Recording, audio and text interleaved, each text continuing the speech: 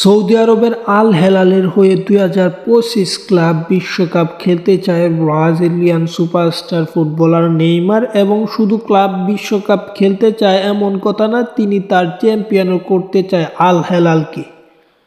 সম্প্রতি ফার্সি সংবাদ মাধ্যম আরএমসি পোস্টের কে তিনি এই কথাই জানিয়েছেন। তিনি জানিয়েছেন, আল হেলালের হয়ে আমি 2025 ক্লাব বিশ্বকাপ খেলতে চাই এবং এই ক্লাব বিশ্বকাপে আমার দলকে চ্যাম্পিয়ন করতে চাই, কারণ এখন পর্যন্ত আল হেলালকে আমি কিছু দিতে পারিনি এবং শুধু তাই নয়, আল হেলালের হয়ে খেলার জন্য আমি মুখে আছি এবং আমি কি করতে পারি তা সৌদি আরবে দেখাবো। এবং সর্বশেষ তিনি বলেছেন, আল হেলালের হয়ে 2025 ক্লাব বিশ্বকাপ খেলতে চায়, কারণ এই ক্লাব বিশ্বকাপটা অত্যন্ত গুরুত্বপূর্ণ আমার ক্লাব আল হেলালের জন্য।